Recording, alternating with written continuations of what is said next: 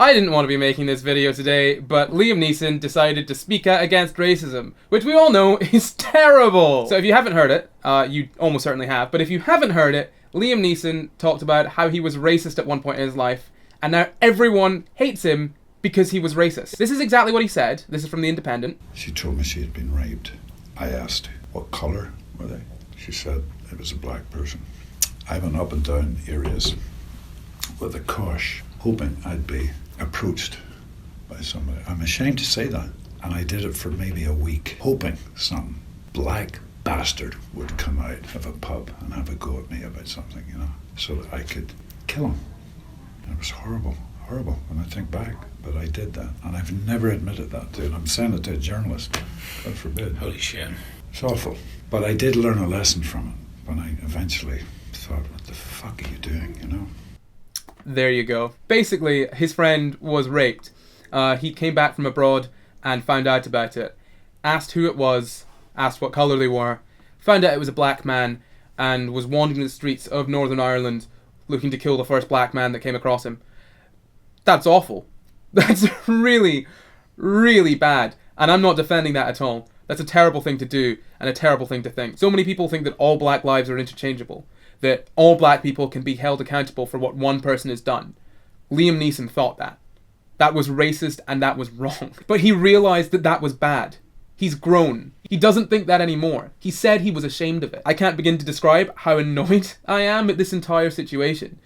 The fact that people are jumping down his throat and cancelling him and saying that they're never going to support his work again for coming out and saying something like this, it's ridiculous. It really is. He's not done anything wrong. If anything, he's done something good. He said, you can be racist and you can have awful values and you can want to hurt people, but you can change. If you want to. And he did. That's the entire point of what he was saying.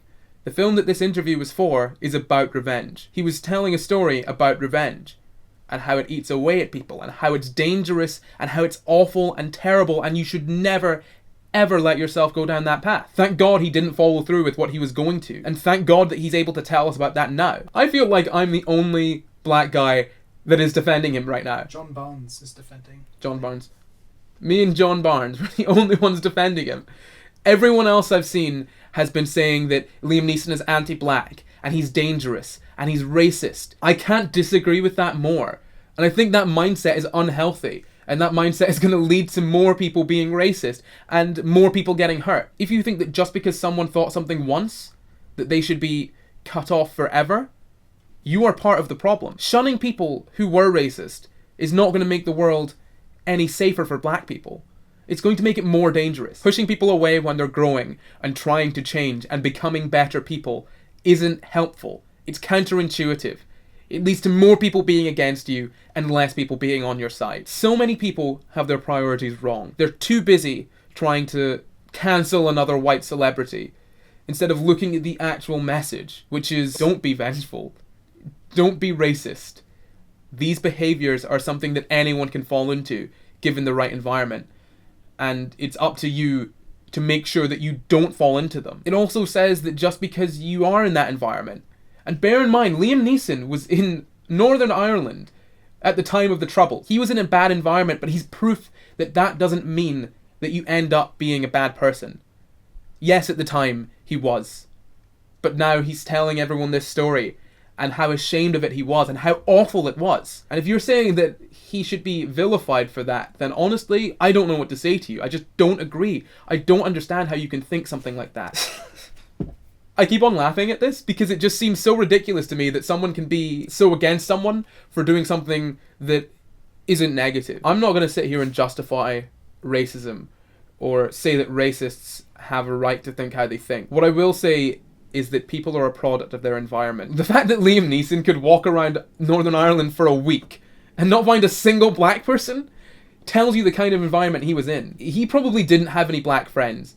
He didn't know any black people. That's the kind of situation that breeds racism and hatred. And it doesn't justify it, but it explains it. It's not an excuse, it's an explanation. And there are people in that position still. And all it takes for them to change is to meet people and understand that the caricatures that they've made in their heads aren't what people are actually like. That's all it takes. When you vilify someone for not being as woke as you, you're not helping anyone. You're just pushing that person into worse and worse behaviors. You're justifying to them why they think the way they think. What we should be doing is embracing this story as one of change and showing it to other people so that they know that they can change.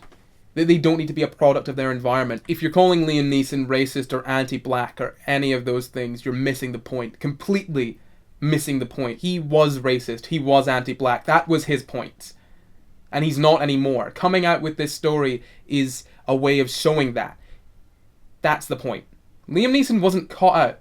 He wasn't telling a story to some friends or sending a message in a group chat. He willingly sat down with a journalist and said this story on recording. You listen to it yourself. Does that sound like a man who is proud of what he did? I don't think so. When people are brought up in a racist system and benefit from it, they're going to have racist values. That's just a fact. People don't just miraculously become woke. They have to struggle and fight to change. And they're fighting against what seems to be their best interests. When someone comes from that complete other end of the spectrum, from being racist, being violently racist, to being a normal, well-adjusted person, your reaction shouldn't be to point out how they were racist. How does that make any sense? The key to being a good person or being woke isn't to be completely without prejudice.